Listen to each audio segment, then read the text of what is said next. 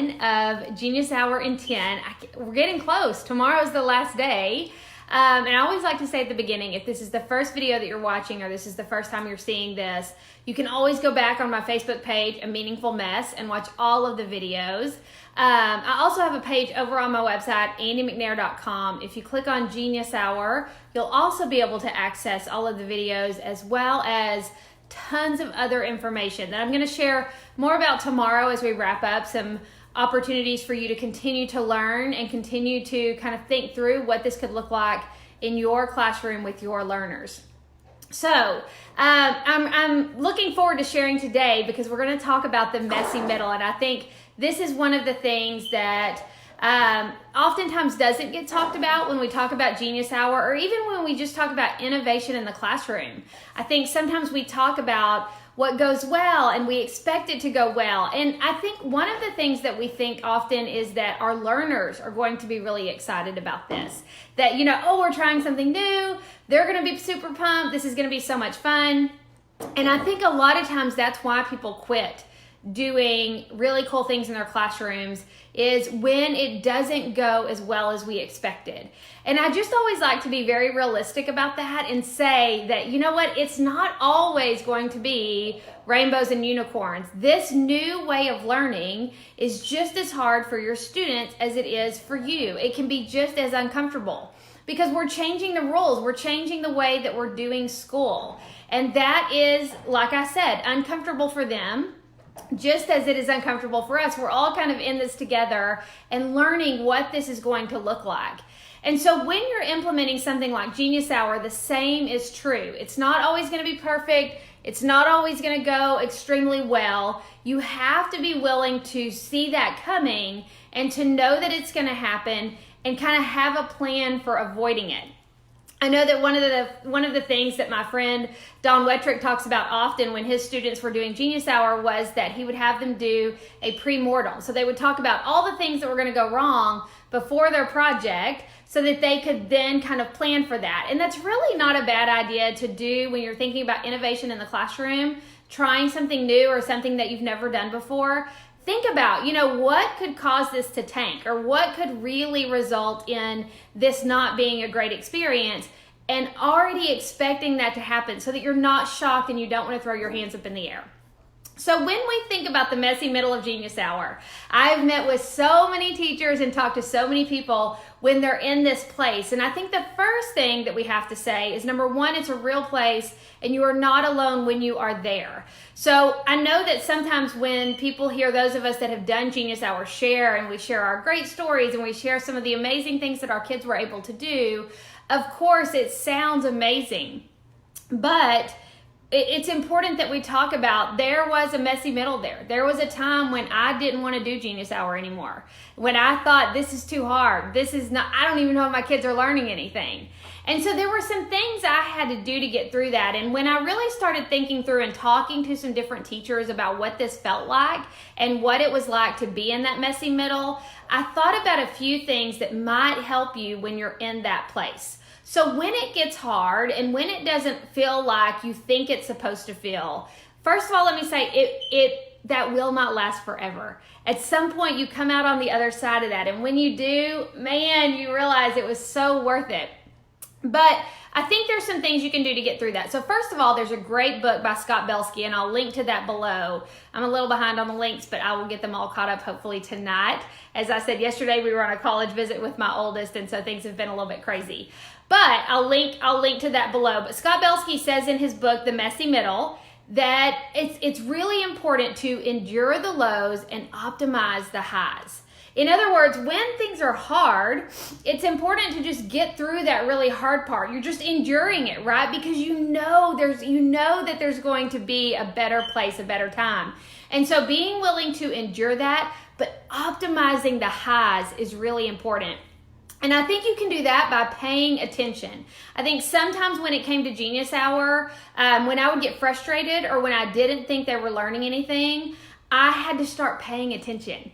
And when I started really listening to them and listening to the conversations that they were having and paying attention to the connections that were being made, oh my gosh, they were making more connections through Genius Hour than they were ever going to make on a worksheet, or they were ever going to make through listening to me talk at the front of the classroom. They were learning by doing, and they were learning through application, and that was huge.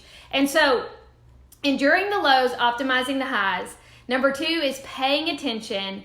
I would also say rely on your connections. So when things get hard, or when you aren't sure if you're doing it right, make sure that you're connected. Hop on Twitter, do the hashtag Genius Hour chat, join the hashtag Genius Hour community, connect with as many people as you can that do something similar to what you do, and ask questions. Share your experience. We are better together. I love to hear Joy Kerr says that all the time, and it's so true. We are better together. And so when we can connect and we can come together and say, oh, you know what? I know exactly what you're talking about, or I know exactly how that feels. It just builds us up as educators and gives us that safe space to say, I don't know if I'm doing this right. And it's okay to know if I'm not doing it right. But what I am willing to do is to continue to immerse myself in the learning so that I can figure it out, because I know it's what's best for my learners. So relying on your connections. Number 4 is to continue moving forward, right? So when things get hard, don't stop. So I want to share something with you really quickly. I, not too long ago, was looking up how to survive quicksand. And it was so funny. My husband leaned over and he was like, do I need to know something? Like, are you going to be in that situation? And I had to say, no, this is actually just for an illustration. But the suggestion they give, and I'm telling you, if you're ever in this situation, don't quote me on this, but what I read online is that if you're in quicksand, the worst thing you can do is, number 1, to panic, right? And to just start flailing around. And number 2 is to completely stop moving. So just to give up and stop. So if you do either one of those things, you're probably going to sink. And when it comes to innovation or Genius Hour in the classroom, sometimes I think that's what we do, right? We either panic and we start making excuses and just are all over the place, or we just stop. Like, I'm just not doing this anymore because it's not rainbows and unicorns. It's not what I expected, and so I'm just going to give up. So either one of those things does not result in the outcome that we're hoping for. But what they do suggest, if you are in quicksand, is to immerse yourself. So you kind of immerse yourself in the sand and the water and kind of float on your back and paddle over to the other side. And that's what you have to do when you're doing these things in your classroom, is you really have to immerse yourself in the learning. You have to learn all that you can about it and just go slowly and expect that it's not going to be easy, but to know that you've got to somehow get to the other side to experience what is there. And so I think that's a great illustration, just because I think it is exactly what we do sometimes when things get hard. And I think sometimes we forget that instead of trying to get out of the situation as quickly as possible, it's just important to immerse ourselves in that learning and to continue moving forward, right? It doesn't matter how quickly we're moving forward. We just have to keep doing that. And then I think last, it's important to reflect. So reflecting every day on, you know what, how did Genius Hour go today? What could I have done differently? What connections did I miss? When did I get frustrated? When did my students get frustrated? Reflection brings clarity. And I don't think clarity comes without reflection. I can think of so many times as an educator I was frustrated, and when I reflected, I understood where that frustration came from. So let me go over those again. If you're in the messy middle of Genius Hour, 5 things you can do. Number 1, endure the lows and optimize the highs. Number 2, pay attention. Number 3, rely on your connections. Number 4 is to keep moving forward. And the last piece, in number 5, is just to make reflection a priority. Reflect, reflect, reflect with your learners, with other educators, any chance that you get.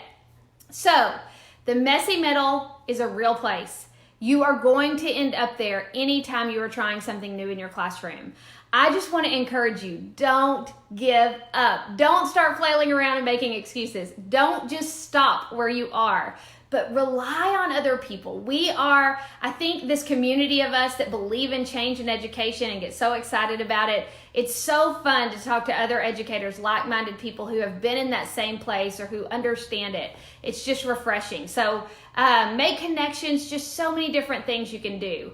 So that was a lot of information, a lot of things to say, but the messy middle I'm passionate about talking about because I think it's important that you guys know that you're not alone when you're in that place. So if you have any questions, feel free to pop them in the comments below. Remember that new resource, the Genius Hour book that is coming out in November, will have a lot of these resources in it, and that's coming up really quickly. So I'll post the link to that as well. And you can always go over to my website, andymcnair.com, click on Genius Hour, and so many resources there, whether it be the online course that you want to dive into or just some free resources that you want to check out. It's all there, andymcnair.com, and click on Genius Hour. So if you're in the messy middle, if you're not there yet, if you've come out on the other side of it, I would love to hear from you, hear kind of what you're feeling and how that goes. Thank you so much for joining me today. Tomorrow, we're going to be doing a quick Q&A. Not even quick. I mean, it can last as long as you guys want. But I'm going to be answering some frequently asked questions. And then if anybody hops on and has some questions to ask, we'll do that as well. So I will see you tomorrow, 4 o'clock Central Standard Time, same place. Have a great afternoon.